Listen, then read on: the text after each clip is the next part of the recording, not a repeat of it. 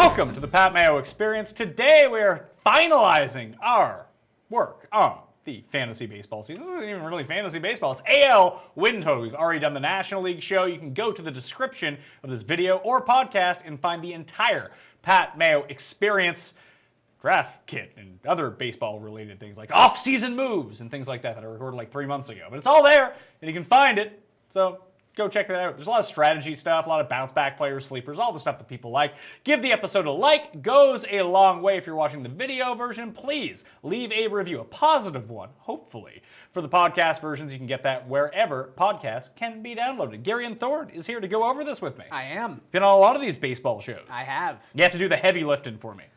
Yeah. Well, again, I watch baseball. That's true. That's a good starting point for knowing what we're talking about here. And you've studied it. I have. I've had a lot of free time on my hands. You blame golf. Blame golf for me not being into baseball anymore. That's fair. And look, it's been a lucrative detour for you. It really, as opposed to baseball, yes. Yes, it has been. Yeah. So no hard feelings. I mean, I could lose my golf bets for each of the next 20 years, and it would still be more lucrative than baseball was for me. Yeah. Well, even these, like, I'm excited to bet a couple of these teams. I had a couple locks for the National League, and I have a couple What were your locks for for the National League? Diamondbacks over. Yep. I really like, as much as it pains me, the Phillies over.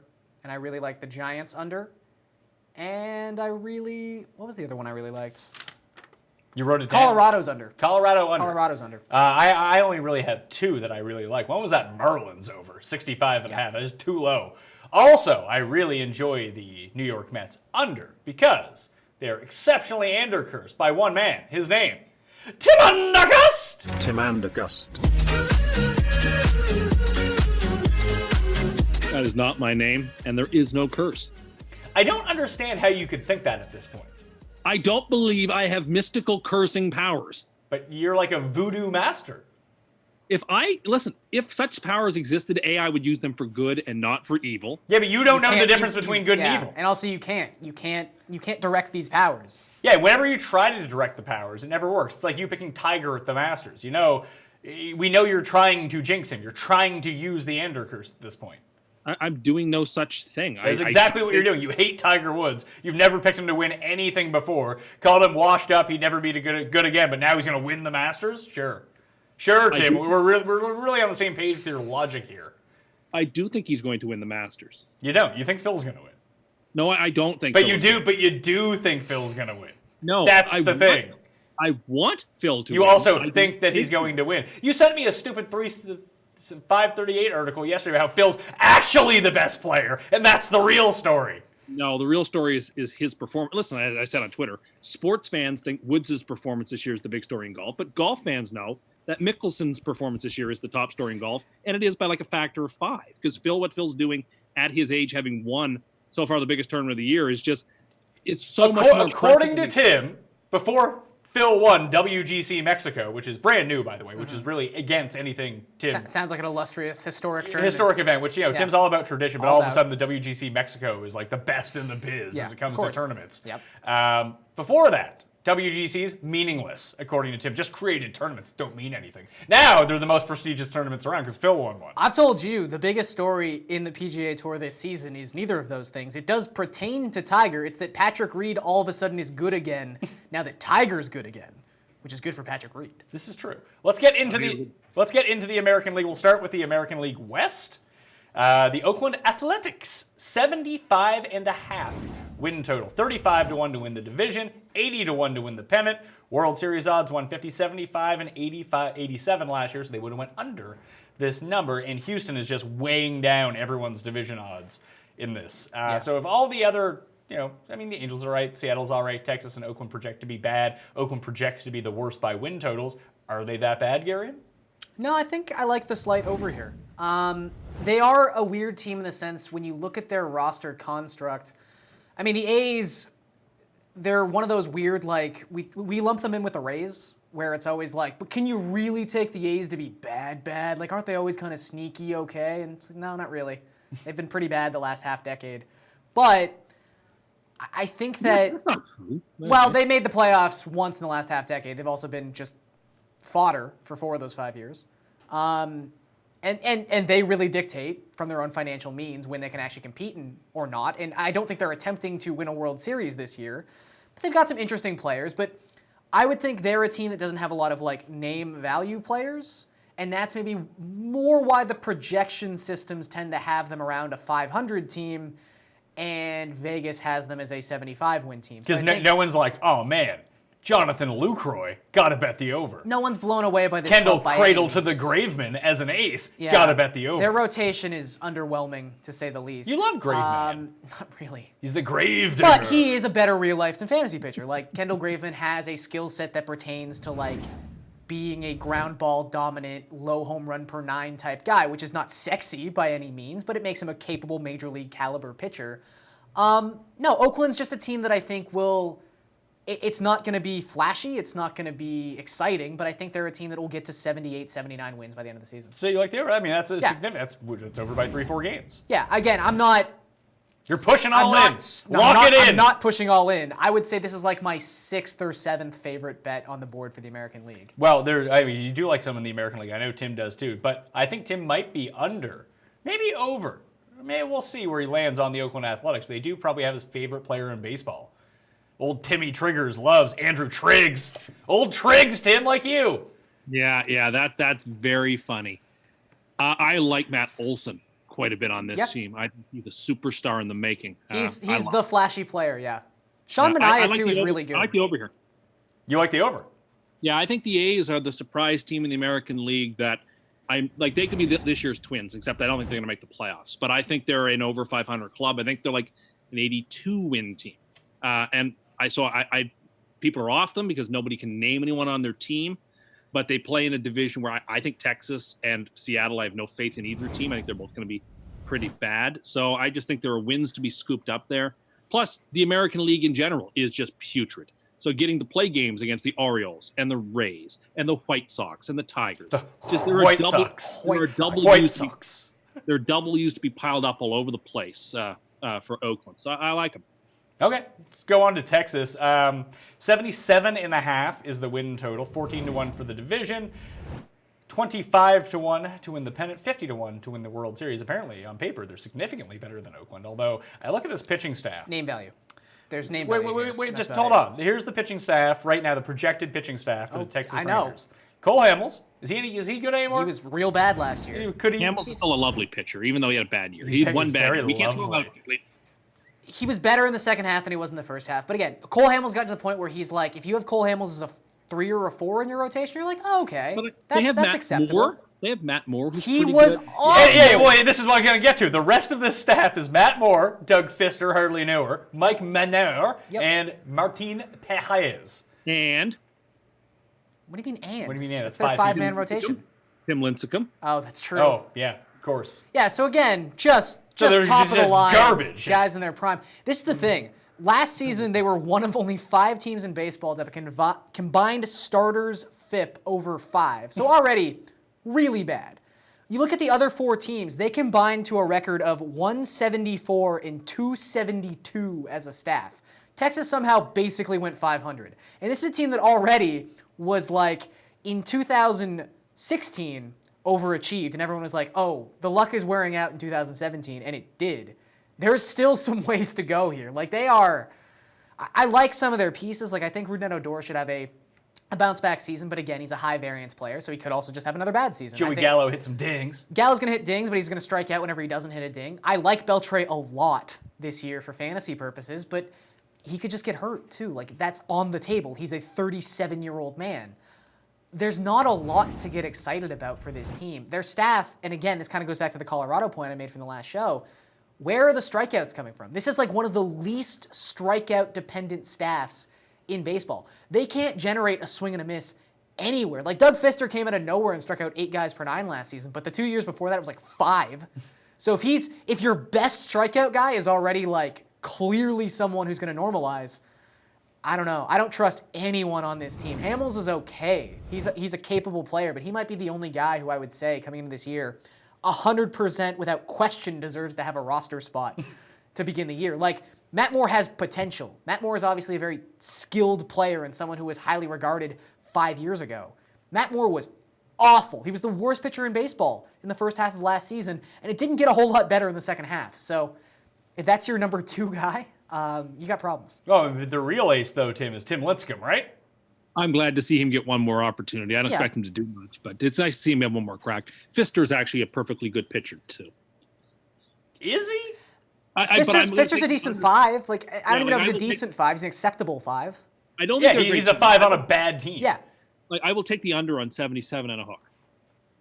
Yeah, I feel strongly about this one. Texas under. Projected ERA for Doug Fister this year, 4.14. Sounds about right. I would take the under on that. I think he's like 3.9. Only Mike Minor, by these projection systems, is projected to have an under 4 ERA. And Mike Minor might just be better as a reliever. He might not make 15 starts this year. Fister hardly newer or Minor hardly newer?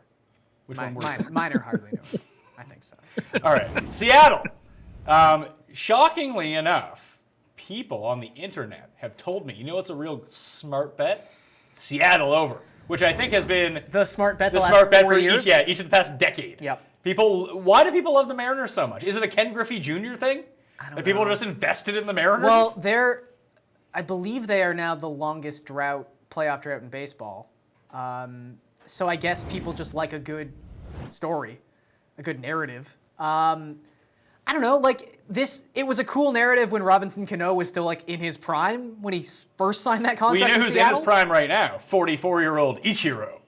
This is the thing, like I look at the team and they've got decent pieces. Like again, Robinson Cano is a very good second baseman. Nelson Cruz is a better fantasy player than real life player because he's a great offensive piece, but he contributes in no way. Robinson Cano's 35, Nelson Cruz is 37, Ichiro is 44, who's projected to be in their starting lineup right now, Yeah. by the way. Oh, sure. Of course he is. Mitch Haniger had a really nice start to the season. He's someone who's got, I think Haniger is like a nice, if you're looking for fantasy purposes, like, oh, who's someone cheap who could outperform his value? Haniger's on that list, but it's not like this is a guy who's been doing it for the last 2 or 3 seasons where we have a track record with this guy. And their rotation is, Paxton's fantastic. But, Mike Leake? And Leake in the sort of he's like American League of Von Nova, where you're just like, okay, I know what I'm getting from Mike Leake. Like he has stretches where he starts to tantalize you a little bit with like, oh, could he strike out more guys? And then he can't. He's Mike Leake. But that's fine. That's okay. But Hernandez Is washed? is washed. He's done. Like Well, the fact that he's been in the major league since he was 13 years old probably doesn't help. It's harmful. He's kind of he's Miguel Cabrera. He's the Does he- 33-year-old guy. You're like he doesn't look 33. He's actually 31. he He's just about 31? he's just about to turn 32. But I would almost equate Felix Hernandez at this point to like CC Sabathia. Sabathia came up when he was 18 and threw like 240 innings every season. And then you just get to a point where you have no more pitches left in your arm. But CC had like a little bit of a rebound. Is that on the table at all for Felix? Felix just has to. My thing with Felix, and the reason I've always thought that he wasn't as primed for a bounce back as someone like Sabathia who figured it out. And look, he definitely could. He's a talented guy. I'm sure he's someone who definitely wants to get back into the good graces of the fans and all that kind of stuff. Like I'm sure he's trying to be good. But when your best pitch is your changeup, and Felix Hernandez had one of the best changeups of all time. Yeah, the sneaky thing about a changeup is you need a fastball to work off. Yeah, when you lose your fastball, that's real troublesome. So this isn't. I don't think this is a situation where Hernandez, you see the signs. You see the warning signs of a guy who, again, had pristine control throughout his entire career. And then all of a sudden, his walks jump up along with the home runs per 9 because he realized when he leaves his fastball anywhere in the strike zone, it gets demolished, so now he's a nibbler. And that's not exactly the recipe for a dominant pitcher. So, I don't know.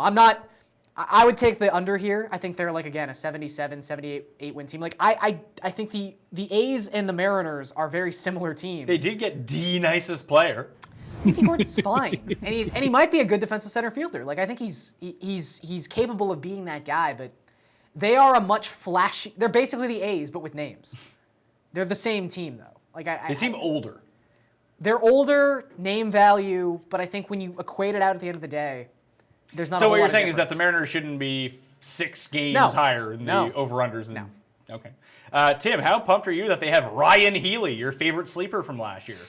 Yeah. I was hoping we are going to let that one slide. I don't like this M's team at all. I don't believe the hype. Wouldn't surprise me if they finished last in the division, although they in Texas will compete for that.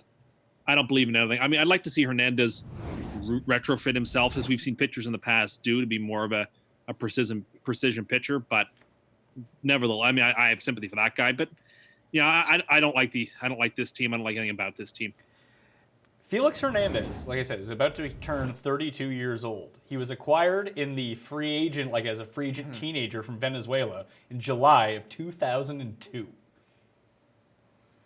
That's crazy. Yeah, it's pretty crazy. But, I mean, it's, at this point, with these international signings become a lot more newsworthy. Like, it's not uncommon for, like... No, it's crazy to think about. No, it is.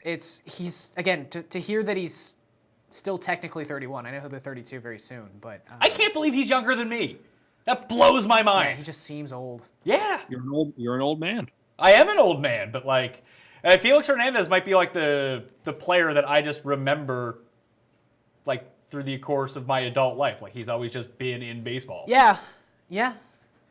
Look, he's been really good. He was really consistent, but like you and I pointed out, when your changeup's your best pitch and you lose your fastball velocity, you got to figure some stuff out. So double over on Oakland, double under on Texas, double under on the Mariners. How about the Los Angeles Angels of Anaheim? 84.5 wins.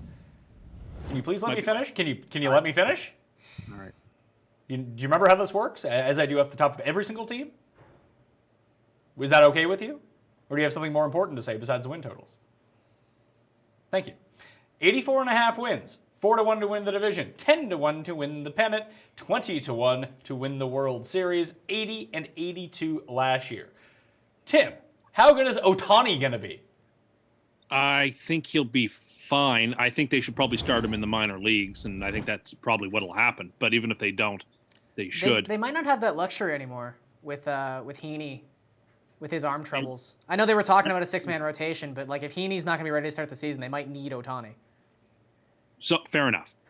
I love this team. I think this is my strongest over in the American League. Really? That surprises me. I adore them. I mean, listen, it starts with the best player of our lifetime, and then they added players like Ian Kinsler, who's 36-year-old Ian Kinsler. Look, I like year Kinsler. After He's year, a useful player. A great player. Justin Upton, a fantastic player. Cole Calhoun, very underrated player. I love Richards. I like Shoemaker. I really like the pieces of this team.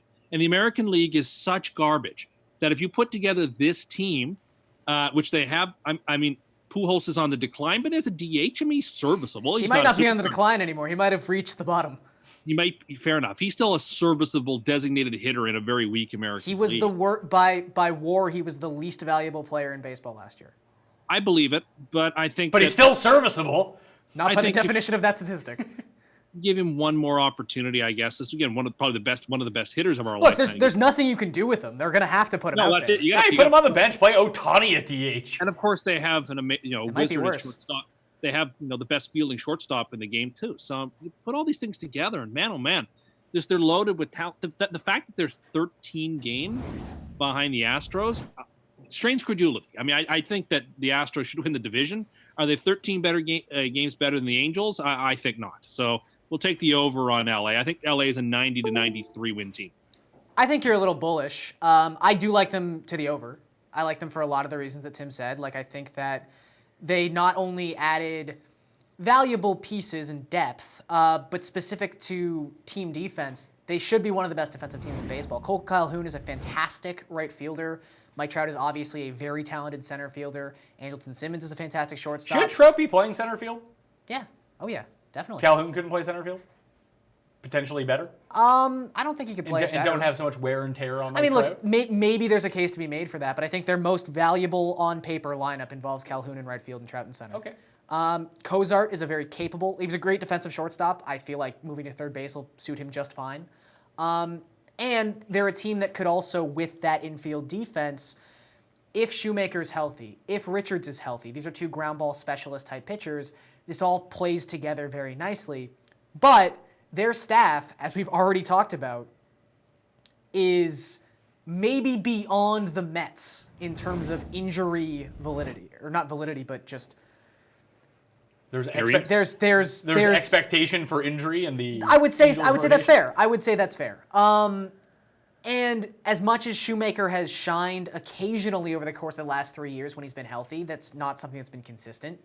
Garrett Richards, the last time we had solid track record of Garrett Richards was more than 2 years ago at this point. I like, in theory, Garrett Richards. I like, in theory, Shohei Ohtani. I think Ohtani has not been... He's not been nearly as bad. He won't be as bad as he's been in the spring. Like, he had one rough outing against Colorado. Nolan Arenado had a grand slam. Whatever. That happens. I don't think he's got much value as an offensive piece. I do think he's going to be a capable starter. I think for the 30 games he pitches this season, he'll bring back immense value as a starting pitcher. Yeah. He's not Babe Ruth. I don't know why people thought that he was going to be Babe Ruth. He's not. But California, LA has got a really quality roster that should compete in every single game they're in, which is something you cannot say of very many American League teams. Yeah, and they actually, too, they have a very deep back end of the bullpen. There's no names that you're going to be able to pick out and identify necessarily, but Middleton's a quality guy. They've just got a lot of good pieces in the back end of their bullpen. Is Mike Scioscia going to make Jim Johnson the closer? I hope not, but I could see it happening. Sounds like a very Mike Scioscia thing to do. Like that, he still suffers from radiation poisoning, so we all can't just put it on him. Blake Parker should be their closer. I think they've already announced that he will be their closer. Or did they go with... Bedrosian. Bedrosian. So again, you have... They announced Bedrosian would be the closer, or get first crack, actually. But Blake Parker is really good. So they've got guys back there who can do good things. They're deep in that aspect. Like Tim said, they're a team that really doesn't have any glaring weaknesses. And in an American League where you've probably only got 6 or 7 teams who I would even think have a chance to make the playoffs. They're one? They are one of those teams, and they should benefit from just a very bottom-heavy league. So... over on the Angels? Over, yeah. But right. I'm more in the 86, 87 win camp than the 90 win camp. Sure. Houston, 97.5 wins, won 101 last year. Minus 280 to win the division, plus 275 to win the AL, 5.5 to 1 to win the World Series. That's actually tied with the Yankees as the best odds of any team in baseball. I actually think that Houston's probably a bit better, but that's me. Who knows? I can see the under on the 95.5, just because why do you need to win 100 games? Who cares? Yeah. Let's save our pitchers. Let's run a 6-man rotation. A lot like I kind of made the case for the Dodgers. Yeah, and I think, too, if you look at certain projection systems, for as much as I'm not crazy about Texas, I'm not crazy about Seattle, if you look at just for Fangraphs, for the sake of argument, their projection system for this season has every single one of the teams in the NL or AL West winning at least 79 games. In total, they have 424 wins coming from the American League West, and that's including having the Astros at 101 wins. They project them over 100 wins, which is kind of crazy. It's the best division you could pitch in the American League. So I do think that just through the wear and tear of having to go through a somewhat tumultuous schedule, or the most tumultuous schedule you could get in, again, as Tim has said, a very bad American League, or bottom-heavy American League. This is not the Indians who are going to get to play just some of the worst competition on a daily basis. Pretty much every game inside the West they're going to have to play will have some level of competition. So I do think they go under here, but I think they are far and away the easiest lock to win their division. Tim? Yeah, I think 97.5 is a very good number because I think they're going to be around that, whether it be 96, 98. I can't push because it's a half. I guess I'll take the under with very little confidence. Going back, what were the odds for the Angels to win the division again? 4-1. Yeah, I think there's value with that as well. I just don't see Houston losing. I don't think it's good enough value. I don't even if they have like 3 major injuries, they're still better than everyone else, aren't they? I think I'd bet them pennant, World Series, division, all that stuff. I think they got a real chance. Yeah, but you would bet the Angels or Houston? Angels. Again, I'm not sure if they're a team that necessarily stacks up well in a playoff setting. Like, when you look at their staff versus... fair, but when you look at their staff versus the other projected American League playoff teams, we're talking, even if they're healthy, Garrett Richards against Luis Severino, Garrett Richards versus... Verlander, Garrett Richards versus Chris Sale. Verlander versus Kluber. Yeah, it all gets worse from that point on. I think that the teams that are good in the American League are really good. So I think that when you look at Ohtani in the World Series, you can play him in the National League parks. What an advantage! There you go. I know. Oh yeah, and with interleague play, maybe he'll win the Silver Slugger award. Could, but I think that with the way in the West that Tim was saying, there's like 8 or 9 teams that could make the playoffs in the West, like legitimately, and could be threats when they make the playoffs. I think betting division and World Series, division might be fine, but betting like World Series and pennant odds in the American League, I don't think there's a lot of value here. I think that like Boston might have good value because everyone's up on New York. But I think you're not really getting much value outside of the American League East because it's the only division that I don't see being won in a massive landslide. And then the construct of those teams that are going to be in the playoffs are just so good. I don't think there's going to be like, oh, the Twins, like they could win the pennant. No, they could win the wild card game maybe, but they'll get slaughtered. Like I just think that's the way it plays out this year. All right, so you're both picking Houston to win the division? Yeah. Yes. All right, the AL East, the most competitive division of this round. Yes. At least of the American League. The American League, yeah. Baltimore's up for 72.5 wins, 20-1 to win the division, 50-1 to win the pennant, 80-1 to win the World Series. Their record last year was 75-87. You like Baltimore? No. No? 72.5 is not a lot. It's a low number though. In Baltimore, And let's not pretend like they don't play the teams from the Central too. yes, They do. just not as much. But to their credit, Buck Showalter's a really good manager at just taking what he has and somehow making it into a competitive roster. Like, I can't remember the last time a Showalter team was just bad. And Baltimore would have to be bad to not win 73 games. And you go like, oh, their rotation is terrible. It's pretty much the same rotation it's been. And they just signed Alex Cobb, which that's not a big, oh my God, that moves the needle so much kind of signing. He was all right last year coming off of Tommy John, but we have Alex Cobb 2 years removed from Tommy John surgery, joining Gossman and Bundy, who are at least, Bundy. projectable and talented pitchers. I think Tillman is terrible, but Tillman is someone who at least you can trust to take 200 innings a year. It's he's bad. He's really, really bad. This team is not good. But do you think 71-win team? But I think they go on. I don't know. I think it's a slight over. Because there's 3 teams in this division I like going over. So I do too, but I think the that Orioles have to be an under, I think. maybe the math doesn't work out, but I can't remember Baltimore ever being that bad. I think they are a team that defy conventional logic time and time again. And they have Colby Rasmus. His dad can coach from the sidelines. And I just think Showalter's a good manager. I think Showalter's one of those guys, like not quite to like the Brad Stevens level of he can take anything and make it into a good team, but Showalter is someone who can take what he's given and make it better. And I think if you're telling me this is a 71-win team, I think Showalter can make it a 74-win team. Like Brad Stevens, Showalter hasn't won anything and is praised for no good reason. He sucks. So I guess there's a lot of. Well, Brad Stevens at least has not been doing it for that long, but whatever. I think Showalter's a good manager. So I'm going to take the slight over here, but this, again, is not one I feel super passionate about. I just I think the number's too low. All right, so one over and an under from Tim. Yep. The Rays. When I put this out, I mentioned I put the win totals out on Twitter. I mentioned Seattle, very high approval rating for their over.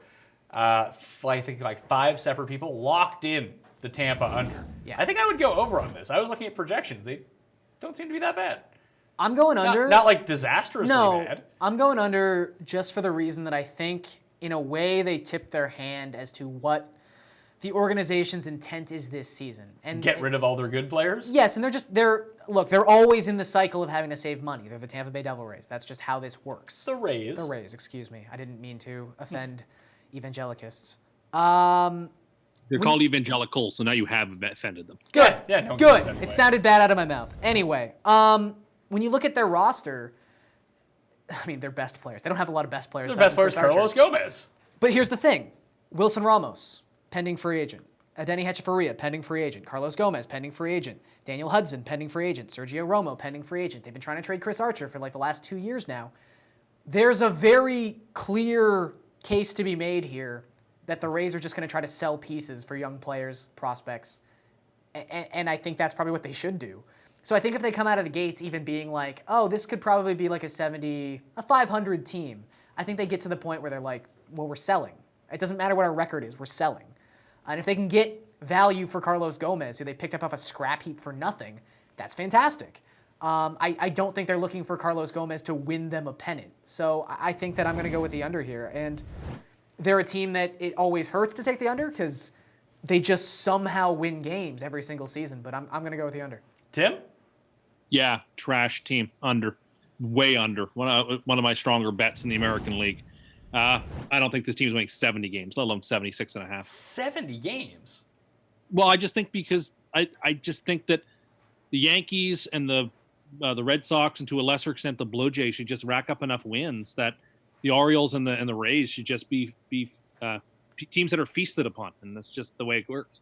All right, let's move to the Jays then. The Jays 81.5 is their win total for this season. 6-1 to win the division, 14-1 to win the pennant, 25-1 to win the World Series. They were 76 and 86 last year. Why will the Blue Jays rebound, Garion? They just have, like I said to you before, they've got one really good player. His name is Josh Donaldson.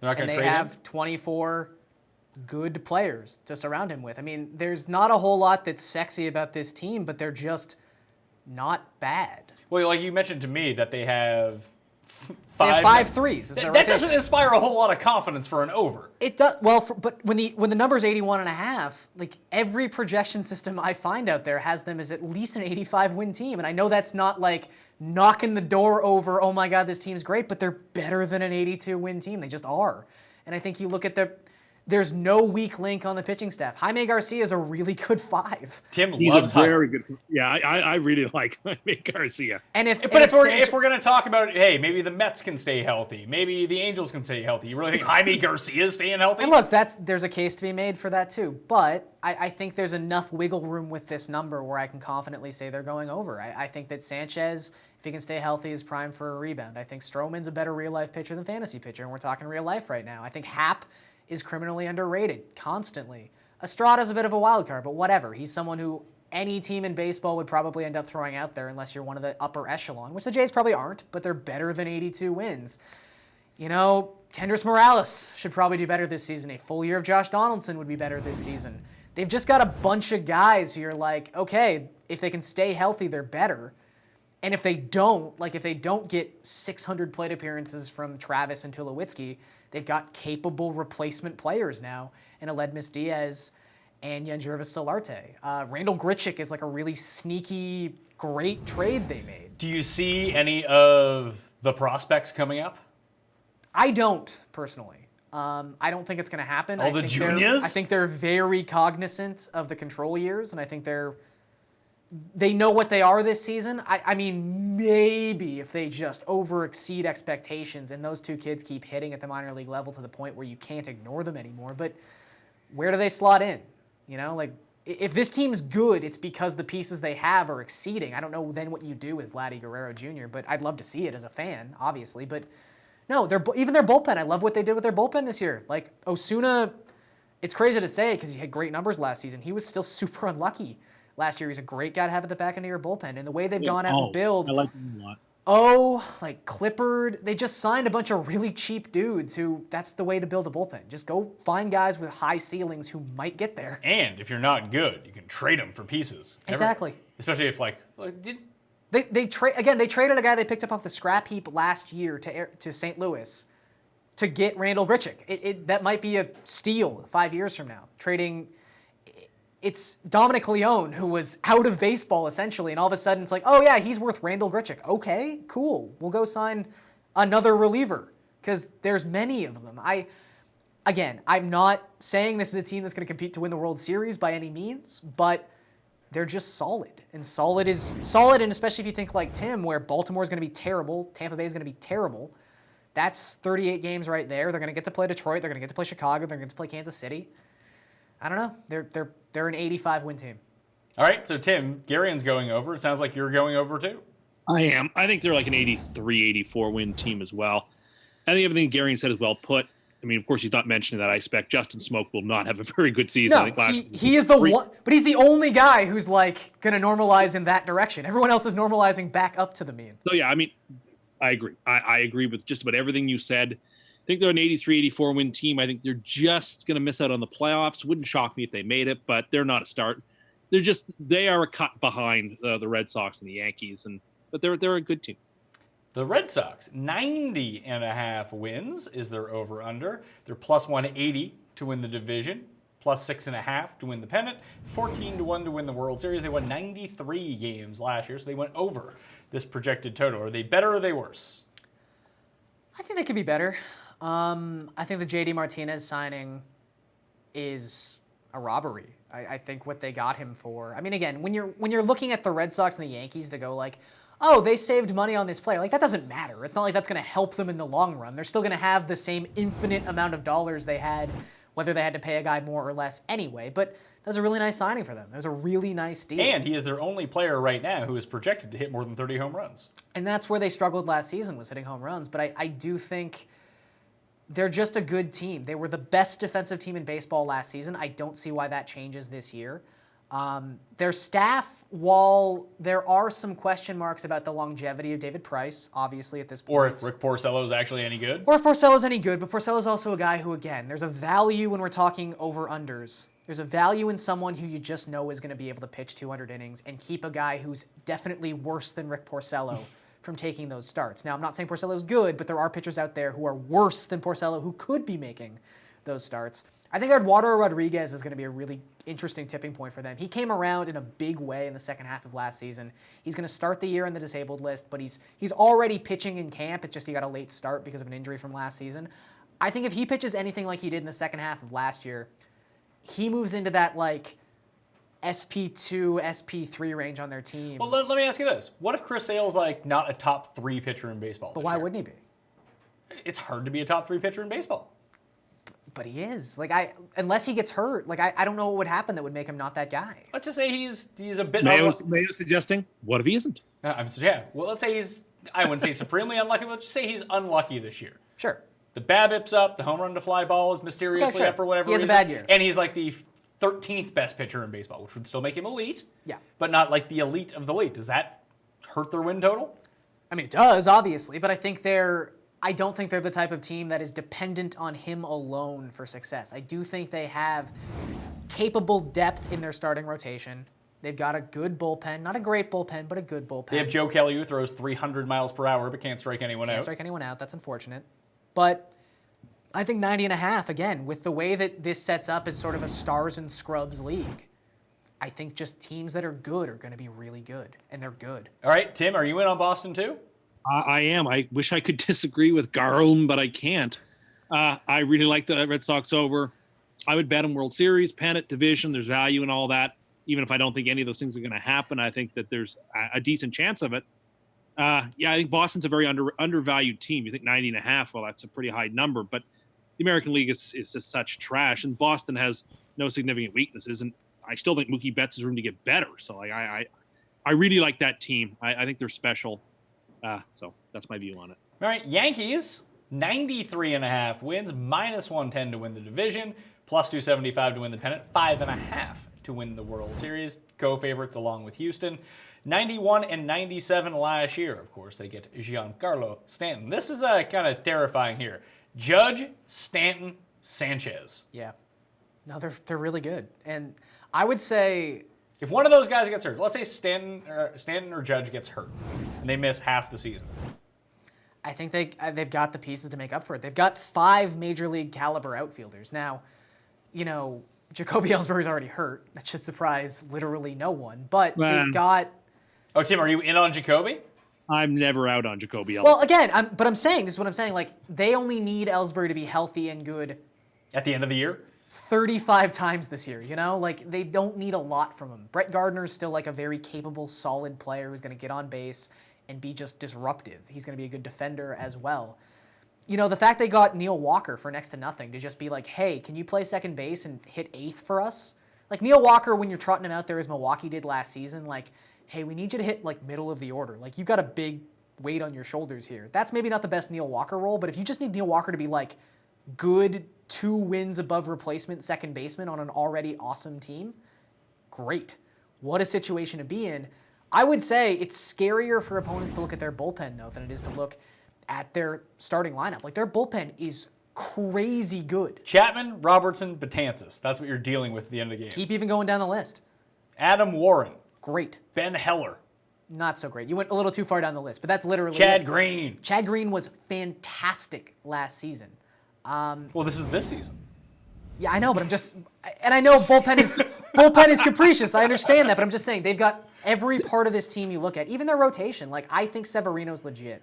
I think the fact that he He leaned a little bit heavier on the changeup as a third pitch, a third offering. I think that's helped him a lot. I think the stats back up what he did last season. I don't know if he's 2.5 ERA good, but he's definitely around 3 ERA good. Tanaka had a rough year, but he's good.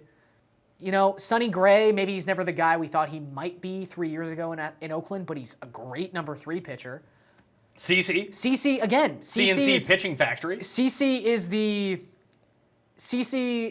is the Rick Porcello argument of just like, hey, it could be worse. Someone else could be taking them out, and CC was good last year. What about my guy, Jordan Montgomery, flea market? He's great.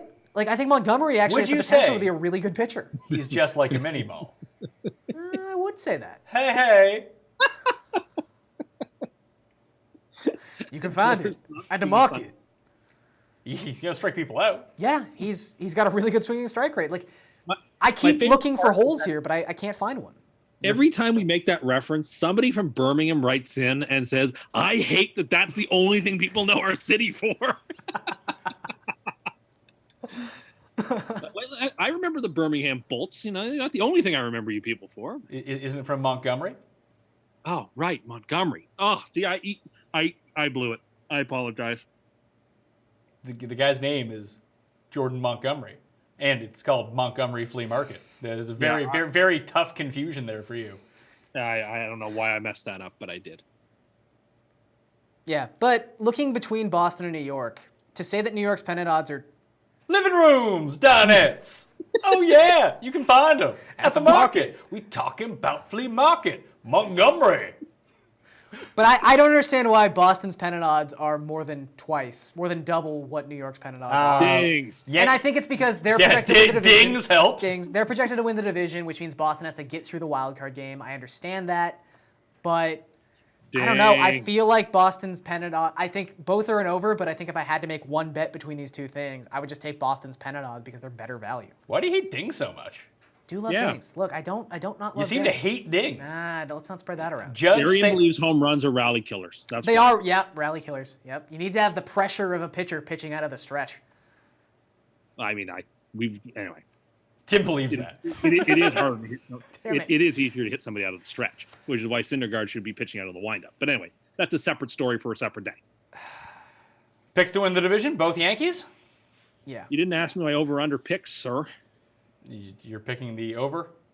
I am picking the over. You already told us that you're picking 3 teams in this division to go to the over, and you picked under for the first 2. Yeah, but somebody might just be jumping through the YouTube page and just clicking on the Yankees because that's all they care about. I, as a tribune of the people, want to make sure the people know on each team. Anyway, that's what lead us. Pick to win the division. Yankees. Yankees, Tim? Yeah, New York. Very close, though. All right, now let's get to the... This is where my favorite time in the over-unders come in, the AL Central. One of these teams is going to go over. Yep. These crap teams. Yep. So we got to figure out which one it is. I know who it is. Detroit. Everyone's saying the Twins, by the way. That is the team that everyone's going to be over. But they're not crap, though. There are 3 tiers in this division. It goes Indians, Twins. The rest. Everybody else. Okay. So let's talk about one of those teams. Detroit. Over-under 68.5 wins. 40-1 to win the division, 150 for the pennant. Only 200 for the World Series, though. So that pennant bet, much better than the World Series bet if you're a Tigers fan and want to throw down on it. They won 64 games last season. Let's check out this rotation. Oh, Tim's main man, Jordan Zimmerman. Opening day starter, Jordan Francisco Liriano, Mike Hot Fayaz. Michael Fulmer's not awful. Michael Fulmer's okay, yeah. Matthew Boyd? What happened to that guy who lived in a van down by the river? Do they still have him? Yeah, Norris is still on the team. He's not in the rotation because Jordan Zimmerman's the race? Well, he might have to be because Fires might not start up. He might not be ready for opening day. There's nothing wrong with Jordan Zimmerman. There's a lot wrong with Jordan Zimmerman. Was he the like fact the that worst pitcher in baseball he can't throw last year? a pitch anywhere within a bat without it leaving a ballpark is a pretty bad indication. Nah, but Detroit's a big park. It's still a hitter's park, though. Just because the ball doesn't leave the ballpark doesn't mean it's not a double or a triple. He is projected for a 4.75 ERA. Looking good, Jordan. The Tigers are an under team. They're a bad team. They're probably going to be the worst team in Major League Baseball. I think Miggy's going to be better this year, though. So I kind of think so, too. You got that, Detroit. Oh, my God. Victor Martinez isn't 40 yet? No. That blows my mind. He's only 39. They've got that like... Maybe someone will draft him Sunday. Who knows? Oh, probably.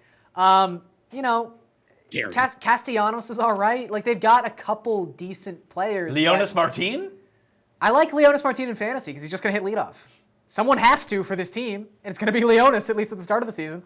Like, where are their, like, young dudes? They don't have any. They traded everything to try to win the World Series like 4 straight years. The young guys they got for Price you're seeing right now are Boyd and Norris, who aren't great. Well, one of them lives in a van down by the river. I know. That's tough. Remember when he was in Toronto and he was like hero. the biggest hero of all time? And he was their best pitching prospect in a really long time. That's not saying a lot because they haven't exactly Before developed Noah a pitching Syndergaard, prospect. yeah. Let's not talk about it. Let's just not Well, talk about it. it's had a very long time. That was like 4 years ago. But I just meant when they depleted their system of all their good prospects by trading for Jose Reyes and R.A. Dickey. just He wanted to was make pretty you much say- all that was left. Yeah, I know what you're trying to do. I know what you're doing. Right. I know. I'm aware. So under on the Tigers? Yeah. yeah, they're garbage. Okay. The Chicago White Sox, 67.5. So they have a worse over-under than the Tigers. 25-1 for the division. They have way better division odds than Detroit does somehow. Because they just have potential. 66 to win the pennant, 125 to win the World Series, 67 and 97 last year. Are they worse than they were last year? No. So they should be over. I think this is an over team. This is not a resounding over team, but this is a team that should just be better. Like they've still, much like Detroit, they still have a couple veteran capable bats in the middle of their lineup. But unlike Detroit, they actually have young players who could become something. Like, obviously, there's the high-end prospects that everyone knows, but even, I'm not a big Tim Anderson fan, but He's very cursed. he's very cursed. I get tweets direct because his handle and my handle differ by one number. And so during the baseball season, I get at least one tweet a week from somebody either saying, thank you for winning me my week, or you're the worst, you ruined my week. And, and knowing you probably get mad at the people that yell at them, but you take all the credit for when people say anything positive about the real Tim Anderson. I will take as much. Read the real Tim Anderson. I am just as real. He's, old, as he is. he's older, too. Yeah, but He that's had not the his name. first. His name is Tim Anderson. That's true. That's a good point. I was here first. He should change his name. I think it like was a- nice of the like mother a- and father to, honor you by naming their kid Tim Anderson. I think he's a lovely player. I think the White Sox are terrible. Is Moncada going to be good? Is he going to play from day one and be good? Yeah.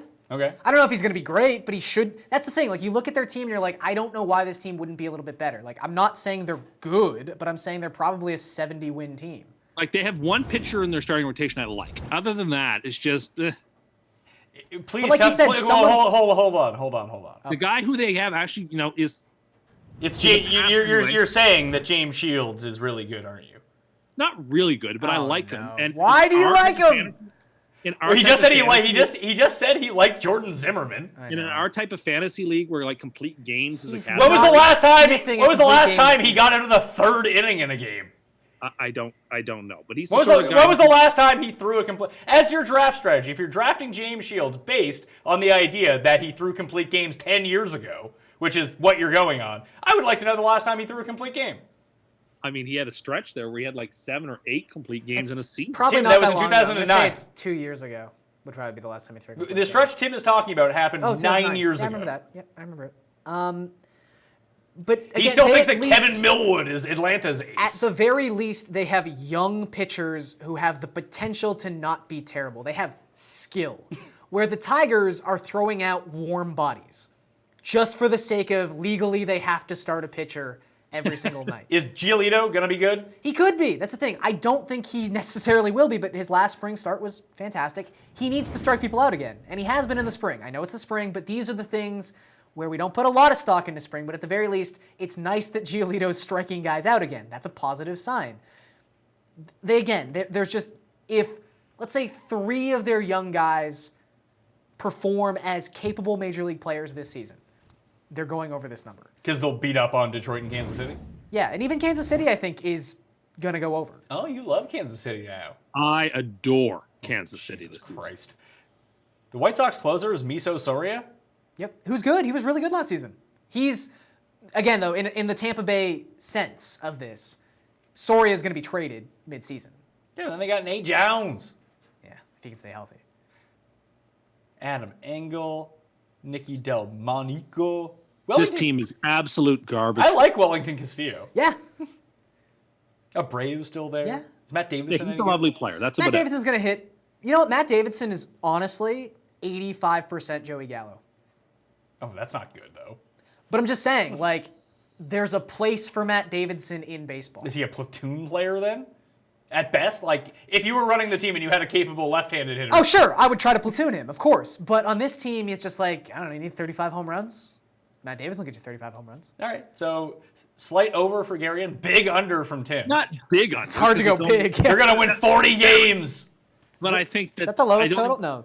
No, and it's the I lowest think the total. Tigers are worse, but I would still go under. All right, Cleveland over under 94.5 wins. Doesn't that seem suspiciously low? Yes. So I would bet everything for Cleveland. I'd bet division. How many farms? Pennant. Honestly, Cleveland to win the division might be the freest money in Major League Baseball. Here we go. But here's the thing, just Here we bet go. them. Just Like, bet them to this win the division pennant. Just this bet them division to win is- the pennant. The American League Central is over on opening day. That's how much Cleveland is going to win this by. I know it's minus 500. And you can't bet that on its own, but I mean, you unless could. you're betting huge money on it. But connect it to something else that you think is like if you were to connect the Astros and the Indians and I don't know Astros, Indians, and Dodgers to win their divisions, that you're not doing terribly. Cleveland is the freest money on the board. This division is over before it begins. But I don't know how this gets cursed. This would be the most fascinating thing because I don't know how this goes wrong. It can't go wrong. Stop saying that. But he's not wrong in the sense that there is no team capable of competing. I do think the Twins. I'm going to have 4 overs in this division, just because of the way that some of these teams have been devalued to the point. Garion loves every team. Justifiable, yeah, the Eric O'Neill of this division. But like again, Chicago is going to win 70 games. I'm not saying they're good. They're just going to be better than 67.5. So there are wins to be had here. Cleveland's got 57 games against Kansas City, Chicago, and Detroit. That's amazing. They owned the Twins last season. I don't know if they're going to be able to continue to do that, but they crushed Minnesota every opportunity they were given last season. So inside the Central, for basically half their schedule, you can write in a lot of wins there for Cleveland. They've got a great rotation. Trevor Bauer seemed like he might have taken the step. We've been waiting 5 years for Bauer to become elite. I don't know if he's elite yet, but... What if he hurts his hand working on drones? I was going to say, he's bad. elite to play with drones and then trying to disguise his injuries. But they've got some interesting arms. They've got... Their offense, you always look at it and go, I don't understand how this team scores as many runs as they do. They lose Santana. They have Jose Ramirez. Jose who's Ramirez is legit. really good. Francisco Lindor is really good. Kipnis is okay. They're just... Kipnis is great. Not okay. Kipnis is really good. He has all the preseason home runs. He's good. He's good to really good. Okay. They have Edwin, who again is yeah. probably the best designated hitter in the American League. Super consistent, fine. Yeah, they're going to win this division. There's no reason to get fancy. They have well, Brantley, I guess too. now Brantley's back well this year. he's hurt right now. Oh, is he? Well, he hasn't been playing. Poor guy.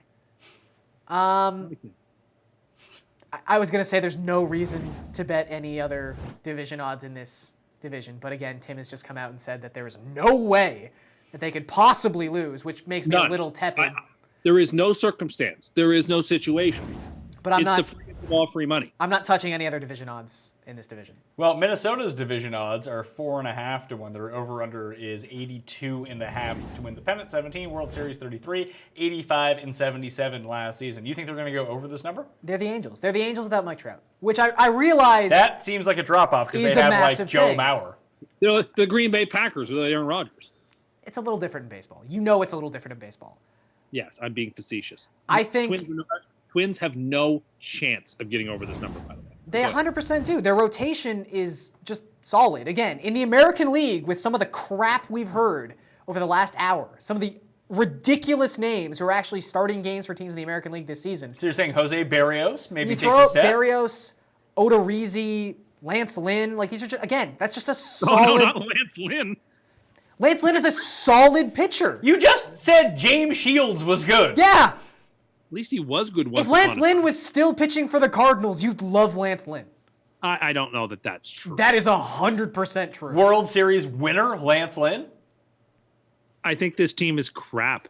I don't like them whatsoever. I think when you look at the I aspects think we of may it, need to bet the Twins to win the division. when you look at the Twins and you go, if you're a team that might not be amazing, and again, they've got some legal question marks with their best player as well on the offensive side of things with Miguel Sano. I don't know how that's all transpiring with the possible sexual harassment case that Sano was, part of this offseason.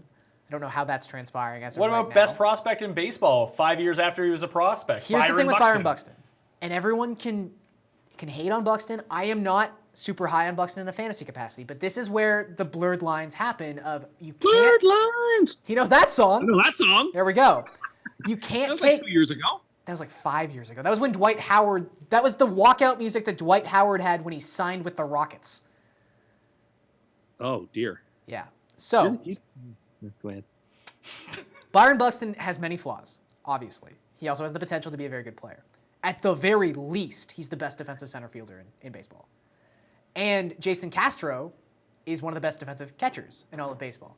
So again, you now have a team that has a capable pitching staff and really good defense up the middle.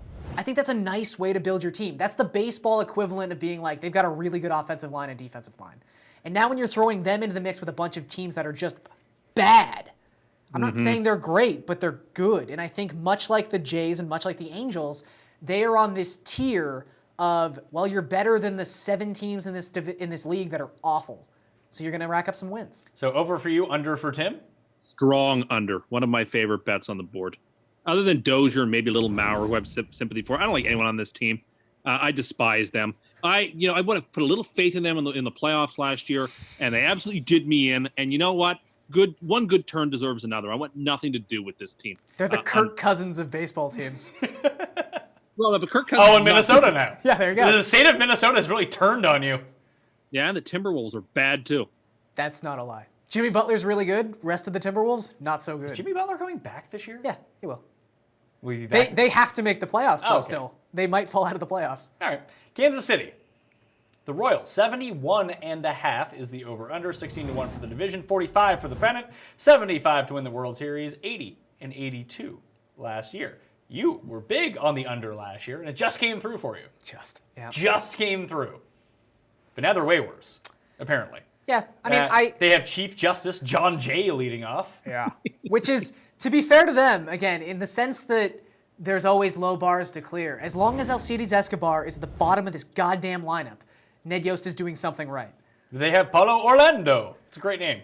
He's okay last year. Merrifield, I don't know. A lot of people feel a lot of different ways about Whit Merrifield. Moustakas is back. They're running it back. That's good for them because he's their best player. How did no one else sign him?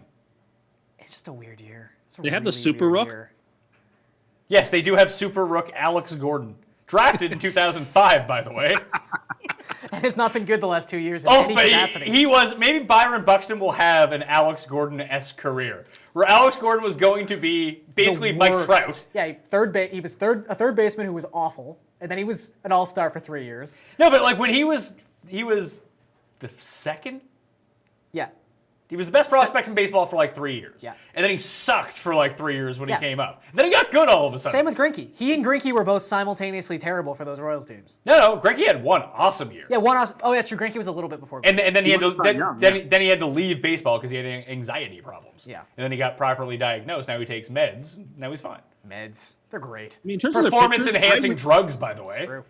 I still like Jason Hamill and Ian Kennedy quite a bit. I will go to that well over and over again. I think they're in a division. They are better than the 2 other people in this division he said he also likes. That's true. So again, low Willie bars Duffy to clear as in the well. AL Central. Duffy's a good, lovely yeah. player. Do you love Carnes?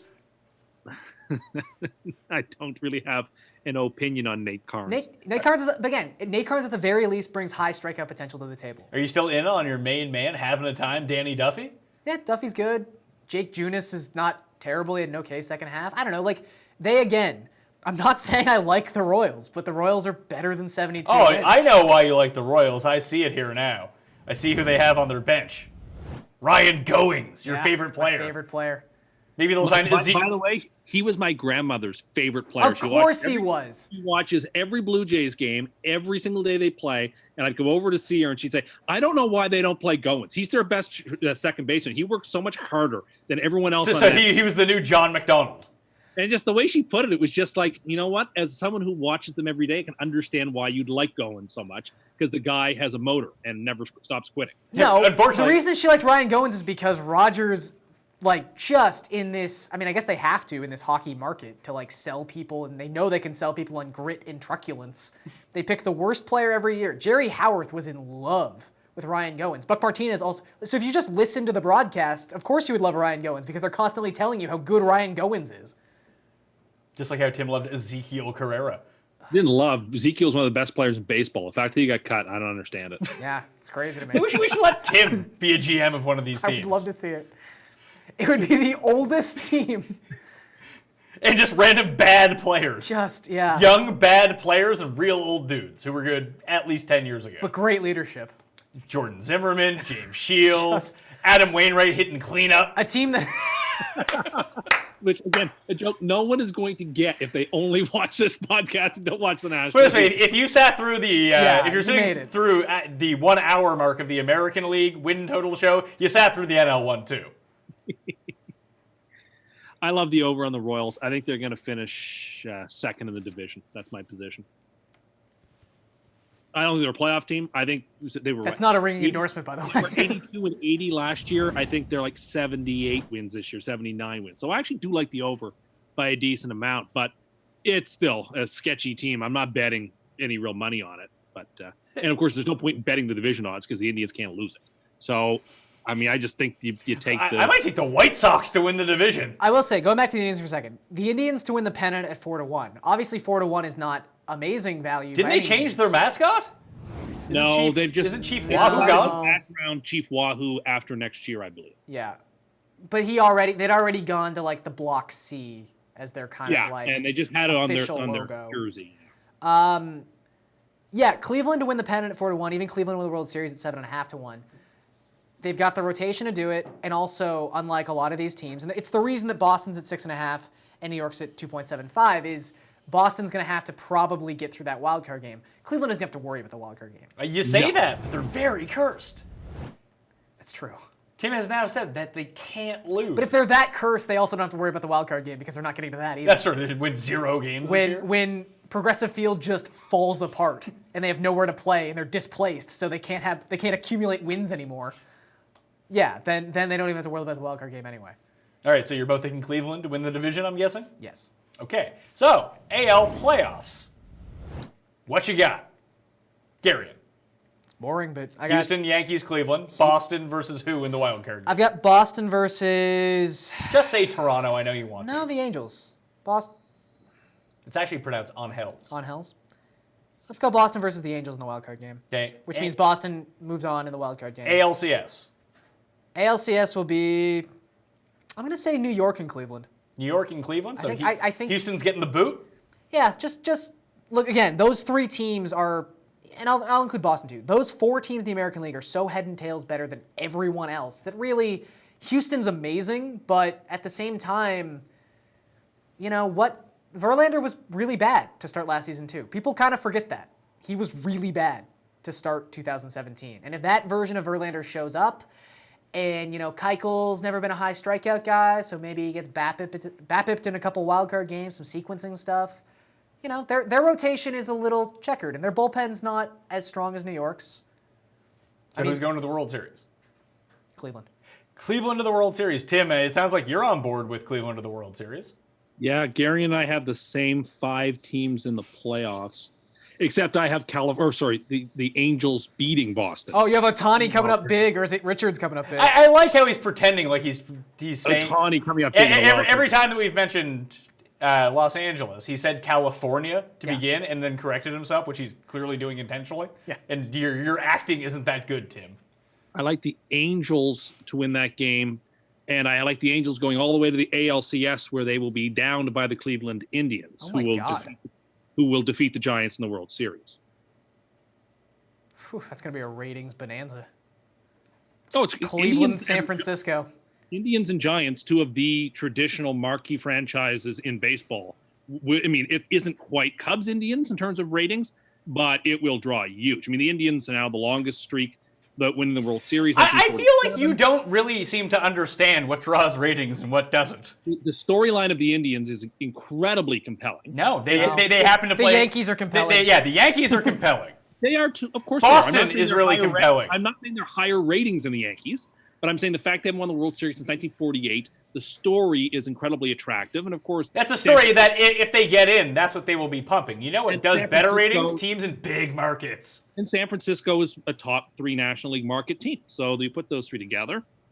You put those and the Indians together. I think that Fox, if you gave that option to Fox right now, they would take it. Dodgers, Mets, Cubs, Dodgers, Cardinals. Cubs. I would say the Braves, even when they're good, are a better market No, than San Francisco. the Giants are like after the Dodgers and But the the Mets. problem is the Giants. maybe The Cardinals. Giants are in a saturated market in California where there are many teams to choose from. I know California's got a mass populace. Yeah, but it's like saying that the Angels would be a huge draw. We just know that's not true. It's just not true. But like the Braves and the Cardinals literally own the Their sections of entire America. Midwest of America.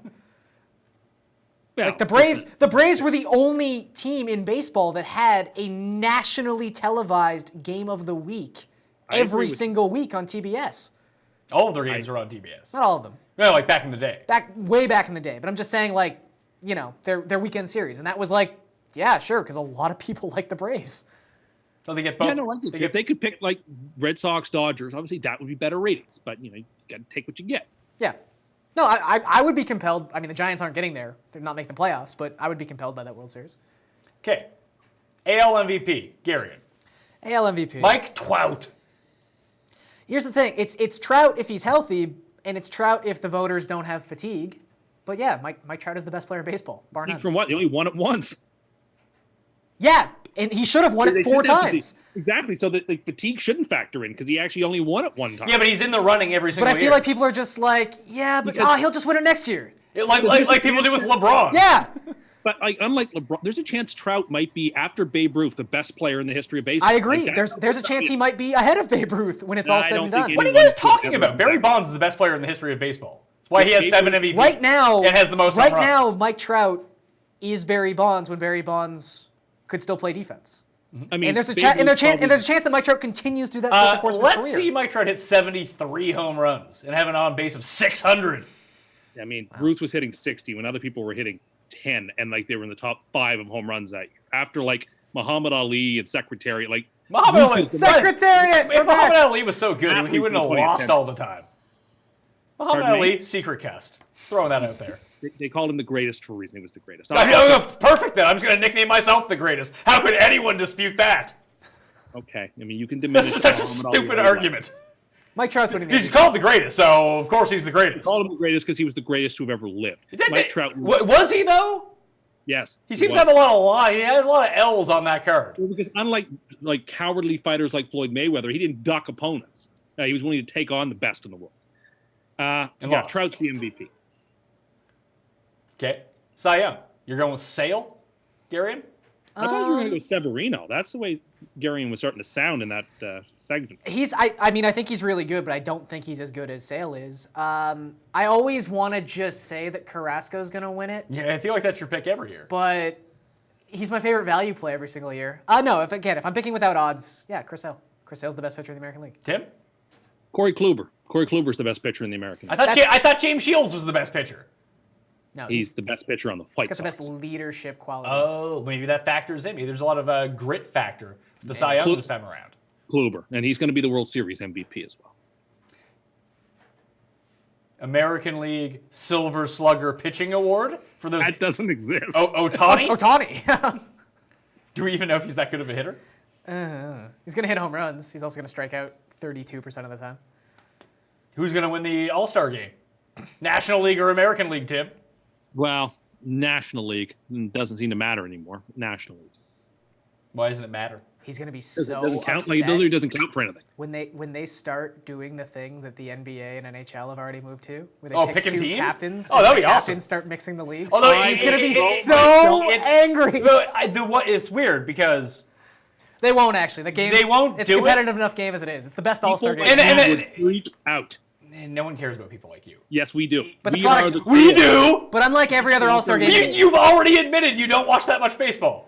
But the All-Star game is the anchoring sport. And you'll watch it event either of way. the summer. But again, he's right, at least in the capacity that it is the one All-Star game that's not inherently flawed. It's fine the way it is. It is, and so it's okay. there is, when you pick teams in basketball, you want to see certain players play with certain players. It doesn't matter in baseball. It's still and in baseball, there's just individuals out there playing, so it doesn't really matter. Yeah, exactly. There isn't the draw to it. I will throw out my rule change, though. They want to speed up baseball. I'm all for that. But I mean, like, Lou Gehrig played in the All-Star game the way it was. Oh, shut the fuck up. And Joe Cronin played in the All-Star game the way it was. The idea of you changing it is just We just said, I was joking, they're not going to change it. Again, it's the one All-Star game that gets good ratings. Well, they're already it's the one talking All-Star... about changing it to softball rules and extra innings to have a man stand on second base. No, that is where I come in. I have the solution to extra innings. No extra innings. Home run derby. Well, I thought you were going to say what do people love? Dings? You can live with a tie in base. They've never had that except for one All-Star game. Well, if we're going to make radical change. Put in a home run derby. It's like there should be no overtime in basketball. Dunk contest. And you let the fans vote. It's not the fun answer, but what's the point? What's the point of changing baseball at all? Baseball has its built-in market. Baseball's doing fine. No, it's actually funny that I don't know why they actually do want to speed up the games. I mean, for me, I'd probably watch more games if they were only like 2 hours. They might get a couple more fans, but the amount of people they're going to piss off because they are Tim. But the big thing is, it's not even the fans that they're going to piss off with shortening down the games. It's the networks. They're going to, because the reason that baseball is so valuable is because 18 built-in commercial breaks. Or potentially more if it goes to extra innings. If there's more pitching changes, there's more commercial breaks. Every game, okay, so let's take the team that we're most familiar with, the Blue Jays. Rogers owns the Blue Jays. Rogers owns the television station. Owns the Blue Jays. That owns the Blue Jays as well. It is. And they also own the stadium. So there's printing money off the Jays at this point. So you have 162 games. What is that fact? If you put that at 3 hours per, that's what? 480 something? Hours. Yeah. So, and some games go a bit longer, some games a bit shorter. I would say most lean on the longer side. So let's say 500 hours of free content. And other places that pay for everything. Well, I mean, but it's still 5 hours of live sports content. And the only thing that rates on TV nowadays is live content. And you get 500 hours of it. Make the game fucking 6 hours. Yeah. The networks would love it. Again, it's that and home run derbies is extra innings. It's not really struggling in any capacity, so I don't know why. I guess there's the thought process that not a lot of kids like baseball, which might be true. The reason that people talk about this in terms of baseball, like, hey, we need to speed things up. We need to get more people interacting with it. I mean, everything in society in general is becoming more niche and niche and niche. Yeah. Just the NFL is losing people. The NBA is losing from the peak. Is the NBA losing people? I think they're gaining people. I don't think that overall they're gaining people. But I think the big thing that baseball looks at is interest on the internet in the NBA is way up. Yeah, and but interest in baseball is way down. But it's built. The NBA is built for the internet. I agree, but I think that's where all this comes from. Yeah. Because the ratings aren't horrible. The biggest value in baseball is that it's just always on. So for TV purposes, it's never going away. Yeah, and it's the only thing on in the summer. I think baseball too. Like, I don't know if they could get to that level because I don't know how marketable their stars actually are from a personality standpoint. Like the NBA is just blessed with not only amazing athletes, but amazing athletes who are charismatic. And you get to see a lot of them. But that's the thing with baseball. Baseball, at the very least, you can identify baseball stars from their facial features, which is more than you can say for 85% of the NFL. But baseball sells itself with its teams. Like, no one in the NBA is anywhere nearly as important as the New York Yankees are in the sports world. I think LeBron might be a bigger brand. LeBron is close, but the Yankees... No, LeBron is not close. I take that back. The Yankees are a significantly bigger deal. Tim, the perfect gauge of how the masses feel about how this person is or this person is or who's bigger and who isn't. It's coming from the guy that never heard of Despacito before like 20 minutes ago. It's true. Okay, but what I know, I don't. I know what's popular. I know what people like. What about the biggest song? I've never heard of it. Now, listen, LeBron was a tough choice because he's like one of the two superstars in the NBA, but. Outside of that, it's mostly superstar means you have to be like internationally recognized everywhere you go. I would say there's 20 international superstars in the NBA. Also, if you're recognized wherever you go, that really leans towards the NBA because everyone's fucking 7 feet tall. Like if you have more than 3 or 4, then you don't have superstar has to be like Kobe Bryant before he retired was a superstar, and LeBron is Steph, Durant, Harden, and that's the list. Probably Westbrook. They're amazing players, but superstar goes beyond your talent. It goes beyond your recognizability around the world. And like all those guys are recognizable around the world. They're super recognizable. Baseball doesn't have a superstar anymore. Football has Tom Brady, and that's the list. It's true. The fact that you could probably show 100 random people, even 100 people who consider themselves sports fans, if you could show them Mike Trout in street clothes. There was actually, and I'm the biggest baseball fan I know, there was that Eagles game this year where I can't remember who scored the touchdown. It was probably Zach Ertz, if we're being honest with ourselves. Zach Ertz ran over after he scored a touchdown and gave the ball to Mike Trout, who was sitting in the end zone wearing an Eagles jersey. And they thought he was like, and for a second and a half, Foundation kid. I was like, why is he giving the ball to that old white man? There's a kid sitting next to him. And then it was like, oh, right, that's Mike Trout. But it even took me a second to be like, oh, again, a guy who generationally is the greatest player of his era. It took me a second to be like, oh, right, that was Mike Trout. Who do you think is the most recognizable player in baseball? That's an interesting question. CC Sabathia? Are we talking in America? Or are we talking globally? Both. It might be Ohtani, honestly. I was going to say in a global Ichiro. perspective. Oh, Ichiro. Ichiro might be it. Giancarlo Stanton. Verlander, maybe. Verlander just looks like every other white No, dude. but he has. But with the Upton thing, he's kind of got a. I would say now. Giancarlo Stanton is not only good, and based off that, people know him. He hits dings, which people really like, and he's very recognizable as just being a huge dude. Like, people recognize him. Yeah. That's fair. But again, I would say that it's funny because you go back to like the 2000s where there weren't these social media platforms to actually have this stuff matter that much. But I would say like Jeter is still bigger than anyone in baseball. Yes. Bonds is still bigger than anyone in baseball. Alex Rodriguez. Pedro Rodriguez. They're still bigger. Mark McGwire. McGwire. They're still And more of course, quantifiable totals Of course, than these Ken guys. Griffey Jr. And Jr., of course. Yeah. And that's worrisome, I would say. And the Rocket. And that's maybe why baseball is starting to, Clemens too. But that might be why they're starting to take a step back and go, we got to worry about this. But again, if you can't market Mike Trout, maybe get a new PR department. Yeah, or you market the NY and you market the big B and you market the teams, the Dodgers and the Yankees and the Red Sox, and that'll carry you because they have been in existence for over 100 years, and they matter. And they will matter well after every player on them is gone. Instead of worrying about shortening down the games and the TV ratings, which I don't think are that big of a problem, I think what you'll see, and I think you'll see this in football and in basketball, I guess it doesn't really matter because the stadiums aren't that big. You're going to see attendance eventually going to take a hit because people are sick. Like, I hate going to Jays games. It's 5.5 hours out of my day. Yeah. I mean, I to still get there, love it, but to get there a bit early, to get my seat, the tickets aren't all that expensive, but going to the game is expensive. baseball at the very least, though. And I can watch it on TV for legit free. Because like football is the ultimate misnomer in this conversation, where football Football's is the worst to see in person. Yeah, it is a better experience at home watching all the games simultaneously because that in and of itself is an event. Where baseball, most people who are baseball fans are fans of one team and will appreciate that maybe you can watch like a Yankees-Cardinals interleague game on Fox on Saturday. But like, whatever. But most people who love baseball just watch their team, and that's the only exposure they get to it. So I could see that in that aspect, there's still going to be a draw.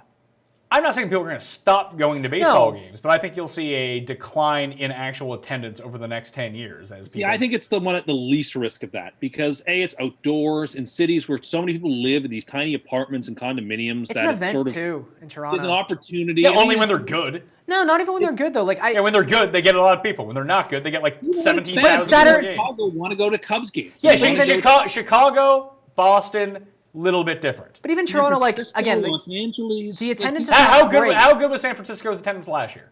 It was still fine. I couldn't tell you. Yeah, but I'm sure it was fine. But I think the thing with Toronto, obviously, like your Tuesday night games are not going to draw well, and that maybe is what the focus, what we're talking about here. But like people who want to sit out in the sun and get drunk, like I again, just through like this is all circumstantial, but going on Tinder in the summers in Toronto. Every girl's like, totally down, go to a Jazz game. And you're like, okay, fine. I guess it's like an event. It is just a thing where people go get drunk. And wait till they're not good. I mean, they weren't for a while, for a long time. Yeah, no one went. On weekends, they still go. They do. We have the Red Sox or Yankees are playing because all those fans just go to the game. Weekend game, I'm telling you, weekend games out in the sun with a dome opener are a thing. Listen, and it's like Tim said, it's going outdoors. If it was outdoors. me, and unless it was like Boston or one of these pure history markets where but like Wrigley's not all that big. Fenway Stadium's not all that big. No. I wouldn't be building a 50,000 seat baseball stadium. I would build a 35,000 seat baseball stadium. Yeah, it might be beneficial. And I think you'll see football stadiums go the other way too. Yeah, well, they probably should. I don't think they'll be as small as that like weird Chargers soccer stadium, but No. I don't think you're going to see like the 80,000 seat. No, more like RFK used to be. Like RFK 40. was, I thought RFK was like really, really big. FedEx is got 90,000. I thought RFK was 40. What was the small one the Redskins used to play in then? They used to play in RFK, that's right. And then they moved to FedEx, and FedEx is almost 90 if they wanted to put it. And RFK was like 40. And if you can get people to continuously come, have the 90,000 seat stadium. Sure, That's of course, great. power to You're you. making all the money in the world. Just, especially football. Just like, no. Yeah. People aren't going to go. It's not. It's the event I most. It's the one sporting event when I get to it the day of, I'm like, why did I do this? I should have just stayed home and watched all the games. Also, in a lot of places, it takes a while to get to the stadium. Oh, sure. Yeah. At least with unless it's like Arlington. Like most places are in the city in terms of baseball, which is good. I mean, they're starting to get a little outside of that. Like, you know, the new Braves Stadium in Cobb County. Like, yeah, they put it in the middle of all the white people. yeah, like they're like the Braves. They're starting to trend. Well, but again, though, they're starting to take these things outside of the city, which is a little bit worrisome. But yeah. Yeah, but the majority of the Braves like fan base, the people who go to the games, were living out there anyway. Oh, sure, I know. So they just cut an hour off their time to get there. Yeah. Anyway, Like, yeah. that'll do it on the Pat Mayo experience. That was the American League win totals. You can go back and check out the National League win totals. If you check out the description of this video or podcast, you can find the entire Pat Mayo experience 2018 Fantasy Baseball Kit. Give the show a like. Follow Garion on Twitter at Garion Thorne. Always follow Tim Andergust. Tim Andergust. That is not my name. My name is Tim Anderson. You can follow me at Tim Anderson87 on Twitter. I am the People's Tribune. I am the maven of the internet. I bring the funny. Only to yourself, though. I bring funny to all. All the children? Oh, the just Stay away from the children. keep your Tim. kids away I bring from Tim. great lists to the people. You're just a knockoff Liam Neeson is all you are. No, although I do have a very particular set of skills. What are they? List making, That's hidden, though. Skills implies multiple things. prognostication, Like being bad at it? being quite good at it. Are you quite good at it? I would think that there's a lot of people out there that would say And once that again, you're how not the much best money at this. did you make off of that, Tim? I went perfect in the 2016 suicide pool. I'll Yeah. let you know. Oh no. You went perfect in the 2016 suicide NFL pool that we did on the show. In your real pools that you had money on, you did not win. Yeah, because I'd plug something on Monday and I'll think about it again when after I made my picks on Thursday. Oh, okay. Didn't you also lose like 2 weeks into this season? Week one. One. Oh, week one. Week one. Also, Tim is big on picking everything and then just declaring he was right because he had picked it was funny because he had given up on the Eagles and said there was no chance they could go to the Super Bowl. Then they won the Super Bowl. So that was huge for him. But at one point in the AFC, he had picked every other team except for the two teams that had made the AFC Championship game. It's not quite that bad, but He had picked everyone out. Raiders so sick, gonna win the Super Bowl. Oh, I mean the Titans. Yeah. He was all in on the Steelers, Chiefs. Yeah. The Jets were looking real good for a while. Oh, they had a path to 12 wins. We all remember the path. They didn't quite get there. Didn't quite get there. yeah, but this new pick. Anyway, I don't want to say anything. We'll leave that. Oh, I love the when they draft their quarterback of the future. They could get greedy and start him and win 11 games, but they'll more likely just want to ease him into a 10-win team the next season. Smart thinking. I stand by that. Smart thinking from the Jets. So they're up to 10 wins now. We're up 2 wins in the course of a week. Yep. No, but I mean, like if they hit a superstar with this pick and they traded up to get a superstar QB, I mean, 10. I mean, that's what Andrew Luck did with the Colts. They went like 2-14. They threw Luck on that team. They won, I think, 11 games and made the playoffs. So like 10, 11 games, that's possible. For the Jets. I wouldn't say I'm picking it. Can we get this in just a record of this right now so we have the hard copy and you can't change your stance on this when it happens? But there have been rumors that the Jets just traded a bunch of picks to go up and get a running back. If they take Saquon Barkley, I know you're going to turn it so it's a great thing when it happens. But right now, if that were to happen, how upset would you be? I would be unhappy, but I wouldn't be irate because he's supposed to be the best talent in the draft. But that's not what I want them to do. I want them to take a quarterback who isn't Sam Darnold. Okay, I just wanted to make sure that was where we stood right now. Yeah, no, that's perfectly fair to call me to that. That's not what I want them to do, but I won't be like losing my mind over it. Okay. All right. I'm Pat Mayo. You can follow me at the PME on Twitter, Instagram, and Facebook. Sub to the show. Give it a like. All that fun stuff. I hope you enjoyed our fantasy baseball coverage entering the season, or even just gambling coverage, win total coverage, all the previews, all right? Enjoy this baseball season. I'm Pat Mayo. I'll see you next time.